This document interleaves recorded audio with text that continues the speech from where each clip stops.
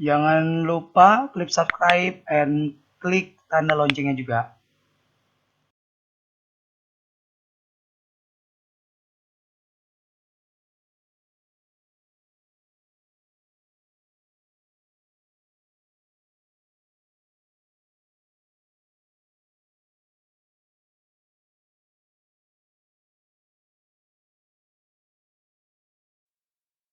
أعوذ بالله من الشيطان الرجيم. بسم الله الرحمن الرحيم. السلام عليكم ورحمة الله وبركاته. الحمد لله رب العالمين وبه نستعين على أمور الدنيا والدين وعلى آله وصحبه أجمعين. أشهد أن لا إله إلا الله وأشهد أن محمد رسول الله. اللهم صل على سيدنا محمد وعلى آله سيدنا محمد. Rabbi shrah li sadri wa yassir li amri wahlul 'uqdatam min lisani yafqahu qawli. Subhanallahi wa bihamdihi adada khalqi wa ridha nafsi wa jinatal arsi wa midada kalimatihi. Allahu nurus samawati wal ard, Allahu nurus samawati wal ard, Allahu nurus samawati wal ard, amma ba'du. Pertama-tama marilah kita panjatkan puji serta syukur pada Allah Subhanahu wa taala yang alhamdulillahirabbil alamin. Pada malam hari ini kita bertemu lagi, kita berjumpa lagi sejak kajian tanggal 3 kemarin ya, alhamdulillah. Karena sibukan yang luar biasa, maka baru sempat kita kaji lagi pada malam hari ini. Teruslah bersyukur, jangan sampai kita mengeluh. Teruslah mensyukuri setiap karunia yang diberikan oleh Allah Subhanahu wa taala. Udah bisa ngedengerin kajian pada malam hari ini adalah syukur yang sangat luar biasa. Karena tidak semua orang bisa masuk, bisa mendengarkan, bisa mengkaji diri, bisa memperbaiki diri, sekaligus mampu menata hati. Selawat serta salam marilah kita curahkan kepada junjungan kita baginda Nabi Muhammad sallallahu alaihi wasallam. Semoga kita semua diberikan syafaat, baik syafaat di dunia maupun syafaat di akhirat kelak, amin ya rabbal alamin. Sahabat surgaku yang dimuliakan oleh Allah Subhanahu wa taala. Pada malam hari ini apabila ada yang sedang Allah berikan musibah, semoga Allah berikan jalan keluar. Yang pada hari ini punya masalah, semoga Allah selesaikan masalahnya. Yang hari ini, yang pada malam hari ini doanya belum dikabul, mudah-mudahan nanti setelah mendengarkan kajian ini Allah kabulkan apa yang menjadi doanya. Amin. Amin ya rabbal alamin. Sahabat surgaku yang dimuliakan Allah Subhanahu wa taala. Pas nih, pada malam hari ini kita akan mengkaji dalam kajian muhasabah diri yang ke-30 ini, kita akan mengkaji 7 kegelapan diri. 7 kegelapan diri ini ternyata ada di dalam diri kita. Tahu tidak tahu, merasa atau tidak merasa, ada. Tanpa kita sadari, dia ada di dalam diri kita. Inilah menjadi penyebabnya kenapa rezeki yang datang kepada kita biasa saja, bahkan sedikit. Inilah yang menyebabkan doa-doa kita belum Allah kabulkan. Karena adanya 7 kegelapan dalam diri.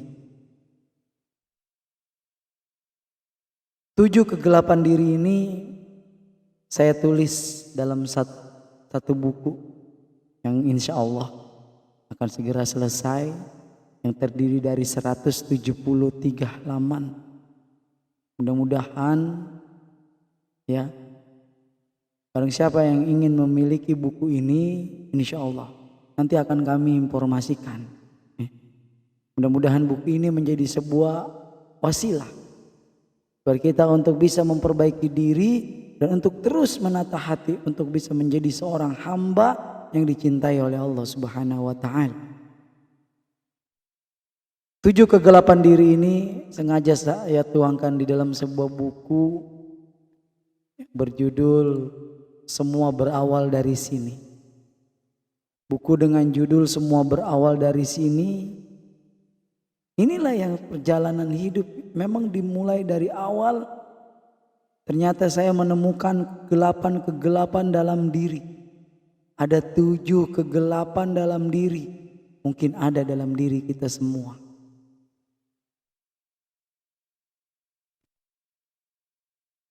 Makanya di dalam satu ayat Al-Quran yang menjadi kenapa ada 7 kegelapan diri ini, the darkness of self ini, ada di dalam surat An-Nur ayat 34. Allah pemberi cahaya pada langit dan bumi, perumpamaan cahayanya seperti sebuah lubang pada dinding yang tidak ditembus, yang di dalamnya ada pelita besar. Pelita itu di dalam tabung, dan tabung kaca itu bagaikan bintang yang berkilau seperti mutiara, yang dinyalakan dengan minyak dari pohon yang diberkahi, yaitu pohon zaitun yang tumbuh tidak di timur dan tidak pula di barat, yang minyaknya saja hampir-hampir menerangi walaupun tidak disentuh api. Nurun ala nur, cahaya di atas cahaya, cahaya yang berlapis-lapis. Allah memberikan petunjuk cahayanya kepada dia yang dikehendaki. Allah membuat perumpamaan bagi manusia karena Allah mengetahui segala sesuatu.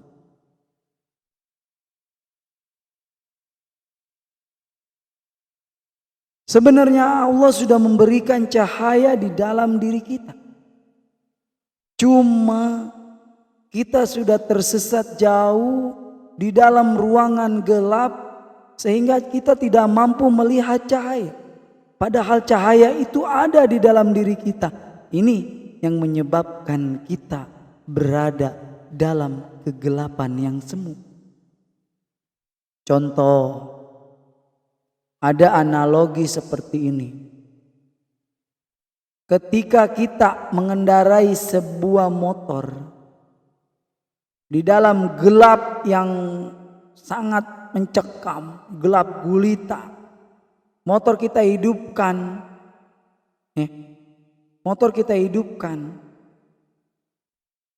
tanpa lampu akan kelihatan ke jalan. Motor kita hidupkan, kita jalankan tanpa lampu, kelihatan gak jalan?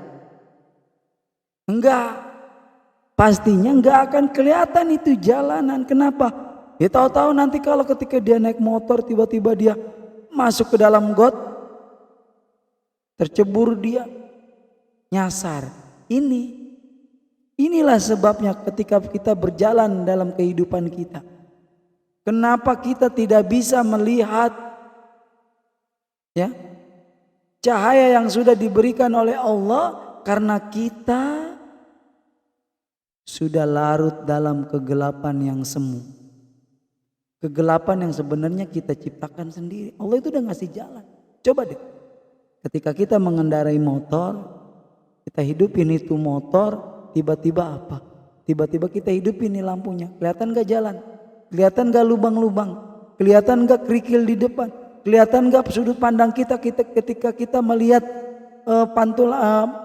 tembakan cahaya? Kelihatan gak pohon-pohon di kiri, di kanan kita, di depan kita? Kelihatan. Cahaya itu ada, tapi kita tidak bisa melihatnya. Kenapa? Karena kita berada dalam kegelapan diri. Nanti ada 7 kegelapan diri yang kita akan kaji di sini. Ya, mudah-mudahan pelan-pelan saja, nggak usah terburu-buru. Butuh proses untuk mengubah diri menjadi lebih baik, untuk menata hati agar hilang penyakit-penyakit hati yang ada di dalam diri ini. Jangan sampai berlarut-larut kita dalam kegelapan tanpa cahaya. Karena nurun ala nur, cahaya di antara berlapis cahaya. Allah sudah memberikan kita cahaya. Ketika kita sedang diberikan cobaan, ketika kita sedang diberikan ujian, sebenarnya kita bisa melihat solusi. Sebenarnya kita bisa melihat jalan keluar. Cuma apa? Kita gelap sehingga jalan keluar itu enggak kelihatan. Nah, maka kita butuh cahaya. Nurun ala nur. Kita butuh cahaya untuk bisa menerangi jalan kita. Sudah berapa lama kita berada dalam kegelapan diri? Jangan-jangan kita larut dalam gelapnya, sehingga gelapnya bukan lagi semu tapi kegelapan yang pekat. Sahabat surgaku yang dimuliakan oleh Allah Subhanahu wa taala. Saya kasih bocoran sedikit yang ada di dalam buku ini. Ya, karena kita sedikit juga ngebedah ya, biar tahu bukunya tentang apa gitu. Jadi saya sedikit membedah. Jadi 7 kegelapan diri ini, darkness of self ini, ada 7 yang pernah saya lalui. Dan 7-7-nya ini Masya Allah sangat luar biasa sekali. Boleh jadi persoalan itu datang tanpa penyelesaian. Boleh jadi Allah terus kasih kita ketidakmudahan. Allah berikan kita kesulitan tanpa jalan keluar. Karena kita berada di dalam 7 kegelapan ini. Boleh jadi usaha kita bangkrut. Boleh jadi anak kita menentang. Boleh jadi rumah tangga kita acak-acakan. Boleh jadi kita belum dikaruniai oleh keturunan. Dan boleh jadi doa-doa kita terhalang karena adanya 7 kegelapan dalam diri. Maka sebagai prolog, ada yang nanti kita kaji, yaitu yang pertama adalah penyebab utama kegelapan diri. Yang kedua, tanda-tanda kegelapan diri. Ini bocorannya nih ya. Yang ketiga, 7 kegelapan diri. Dan yang keempat, yang menjadi pembahasan kajian kita utama adalah bagian yang pertama yang ada di dalam buku. Semua berawal dari sini adalah adanya hijab dalam diri kita yang tanpa kita sadari semakin ditumpuk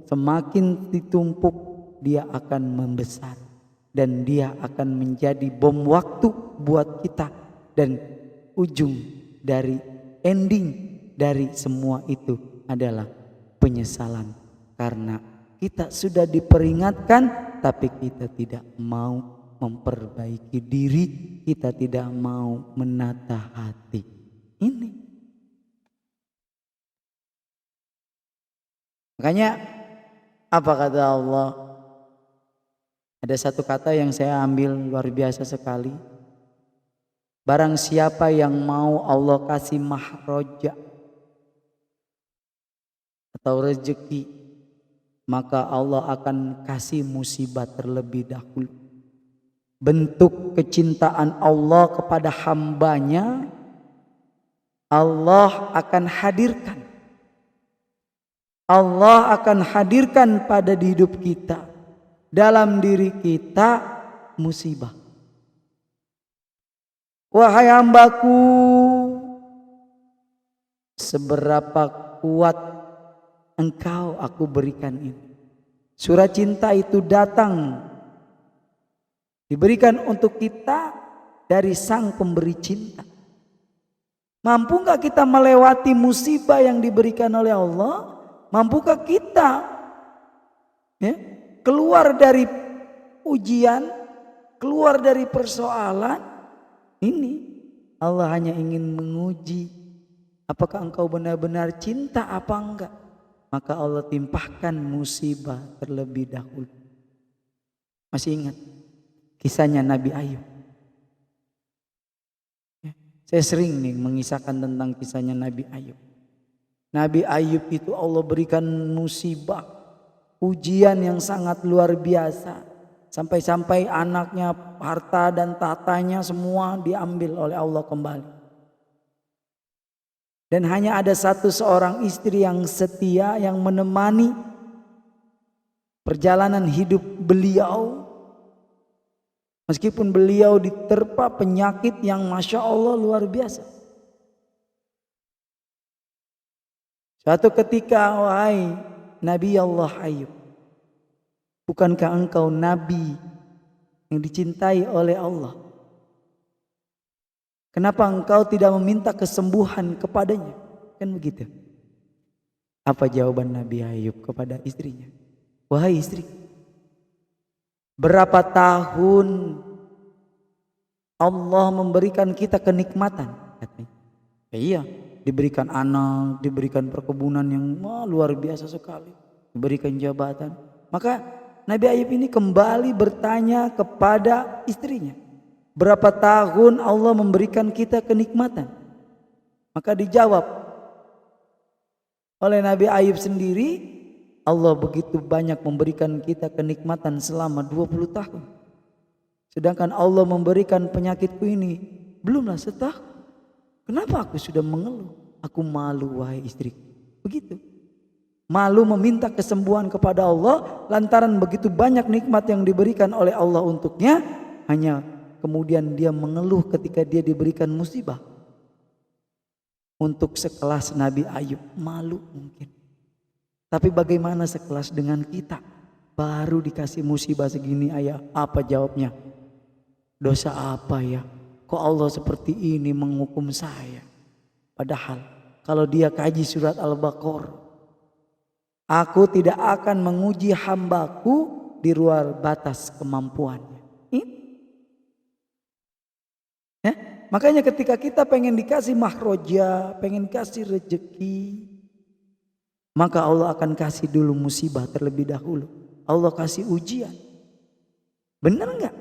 Tanpa kita sadari kita diuji loh. Cek kenapa anak-anak kita sakit. Cek kenapa diri kita sakit. Coba cek. Coba kalau nggak percaya. Dikit-dikit anak sakit, dikit-dikit anak sakit. Ya emangnya bawaannya riwit. No. Bukan seperti itu jawabannya. Jawabannya adalah cek kembali harta yang engkau dapatkan. Cek harta yang engkau dapatkan. Makanya di sini, apa yang menjadi kegelapan dalam diri? Nanti baca saja di buku nanti, apa yang menyebabkan kegelapan dalam diri? Apa? Yang pertama, penyebab utama kegelapan diri kurangnya iman kita. Kenapa kurangnya iman kita? Enggak dicas, masa bodoh. Iman yang lemah itu membuat seorang muda terombang-ambing oleh godaan duniawi dan bisikan setan. Percaya dah. Banyak orang-orang yang jatuh murtad kemudian dia pindah agama karena apa? Sehingga kegelapan dalam dirinya hadir karena kurangnya iman, kurangnya dicas. Imannya enggak dicas. Sepeda listrik aja kalau enggak dicas pasti dia lama-kelamaan akan lowbat. Kalau lowbat ketika udah baterainya habis dia akan mati, enggak bisa dipakai lagi. Bagaimana dengan iman kita? Kurangnya iman di dalam hati karena kita tidak pernah asa, karena kita tidak pernah mengkaji majelis-majelis, karena kita tidak pernah mau mengupgrade diri. Inilah yang terjadi. Ini faktor penyebab utama lahirnya kegelapan dalam diri, karena keimanan yang kurang, imannya kurang dalam diri, sehingga timbul godaan-godaan dunia. Wah, akhirat mau urusan belakangan, yang penting dunia aja cari dulu, cuan. Ya percaya aja sama dongeng-dongeng kayak gitu tentang surga dan neraka. Jangan. Ya, hati-hati kalau berbicara. Yang kedua, penyebab utama kegelapan diri adalah jauhnya diri kita dari Al-Quran dan As-Sunnah. Kenapa? Apakah Al-Quran kita jadikan pajangan di rumah, di lemari? Dulu kita menikah ijab kabul dengan seperangkat alat sholat. Udah di dalam box nggak dibuka sampai usia pernikahannya 5 tahun, itu masih utuh tuh seperangkat alat sholat. Di dalamnya ada Al-Quran dan nggak pernah dibaca. Yes, kata siapa? Sebering kok baca Al-Quran tapi di handphone, kan gitu. Iya. Kali-kali buka mushaf, jangan buka Al-Quran di handphone, ya. Takut ada ketidakberkahannya, itu aja. Ya, ini kita kaji. Kita jauh dari sunnah-sunnah yang diajarkan oleh Rasulullah. Ya, Al-Quran. Kenapa? Zalikal kitabul hudal lil muttaqin. Huda. Al-Quran itu petunjuk bagi seluruh umat manusia. Kalau analoginya kayak gini nih. Kalau kita beli buku, kalau kita beli mesin seperti mesin pemasak atau apa, atau beli motor atau beli apa kendaraan elektronik, pasti ada apanya? Kita dapat apa? Kita dapat guidebook, buku panduan kan? Buku guidebook, buku panduannya. Ketika nanti dia dirusak gimana, ini dikenalin jenis-jenis ini.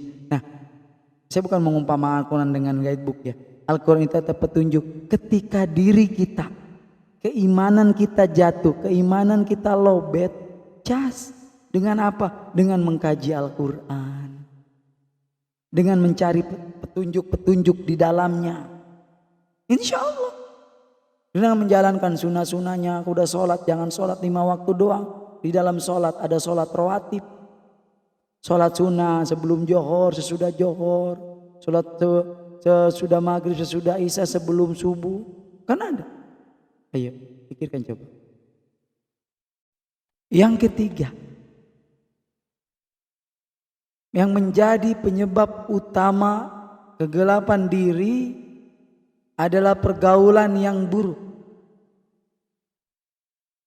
Lingkungan memang sangat mempengaruhi terhadap pembentukan karakter kita, terhadap pembentukan karakter seseorang. Makanya katanya kalau ada orang yang bergaul dengan orang-orang yang soleh, dia dekat kecipratan bebauannya gitu, solehannya gitu. Tapi kalau dia gaul dengan orang-orang yang buruk, dia akan ke bawah juga. Nah ini menjadi penyebab menjadi penyebab kegelapan dalam diri. Ya, dia pergaulan dengan pergaulan yang buruk. Yang keempat, yang menjadi penyebab utama kegelapan diri, adanya sifat sombong dan angkuh dalam diri kita.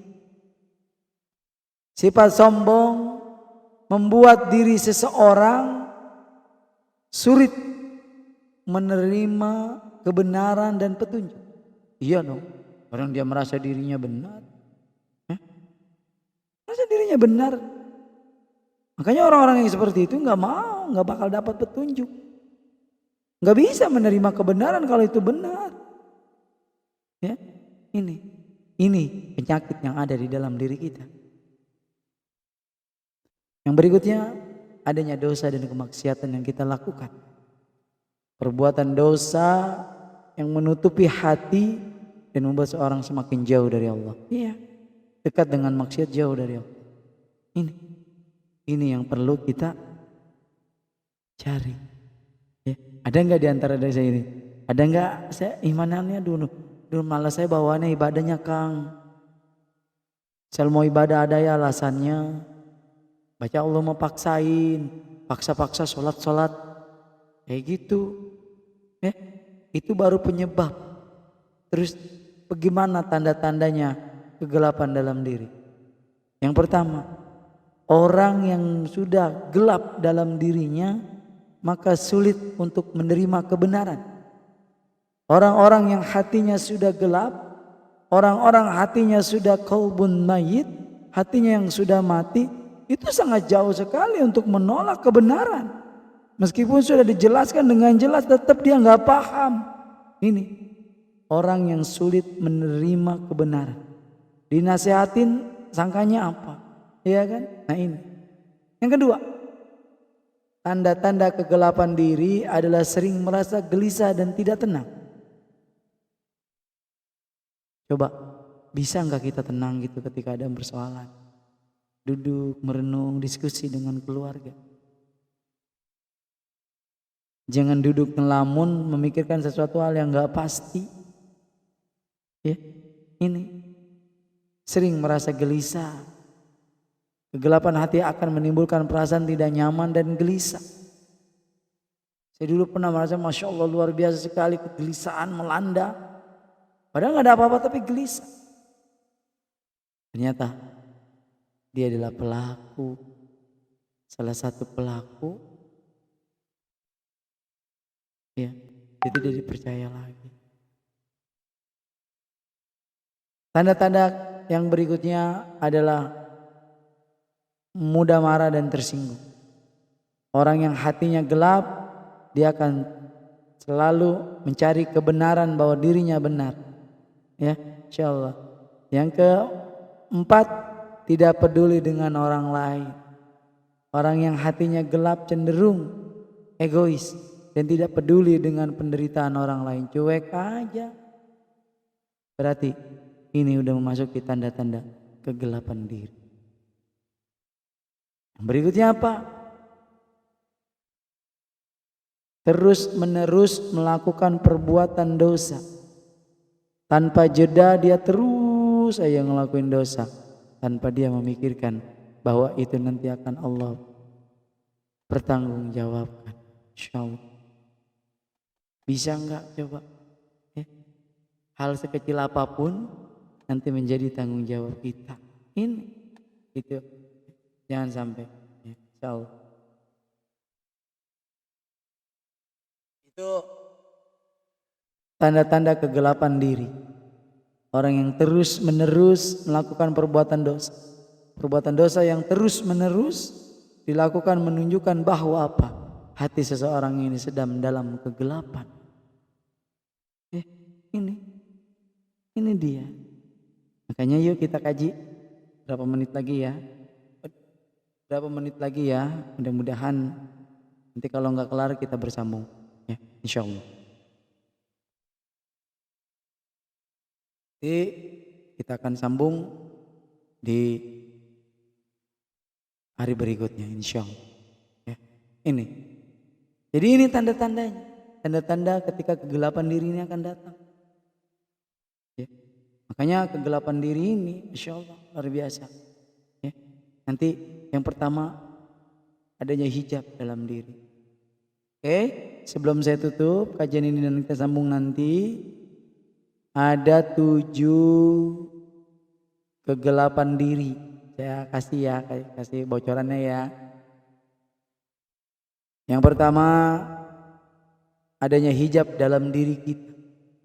Hijab itu apa, Kang? Hijab itu penghalang. Hijab itu perisai. Hijab itu adalah dosa. Ya. Yang pertama nggak mungkin kita nggak punya dosa. Mungkin dengan orang tua, mungkin dengan adik, mungkin dengan kakak, mungkin dengan saudara, mungkin dengan sahabat dekat. Ya. Coba deh, ya. Ada pasti. Jadi hijab di sini bukan penutup kerudung ya. Hijab di sini yang menghalangi hati. Harusnya doa kita terkoneksi malah tertunda. Ini. Itu yang pertama. Yang kedua, insya Allah kalau kita ada waktu kita akan membahas semua sampai 7-7-nya ya. Yang kedua, hilangnya Allah di dalam hati kita. Itu Allah tahu. Ada nggak di hati kita? Gitu. Kalau kita masih melakukan dosa, berarti Allah belum ada di hati kita. Hati yang bersih.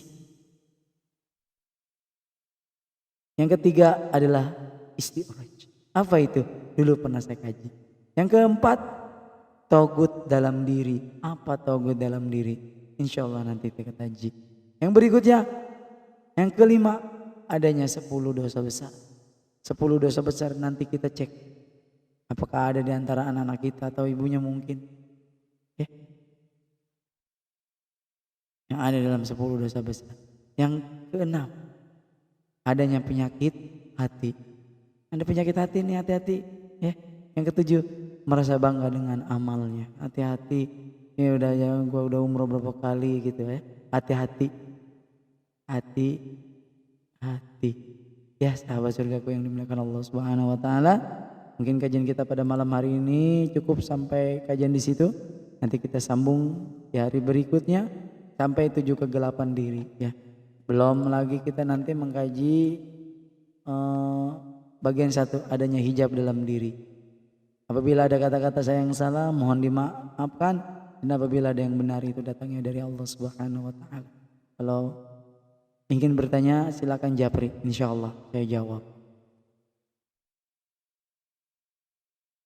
Saya tutup kajian pada malam hari ini. Assalamualaikum warahmatullahi wabarakatuh.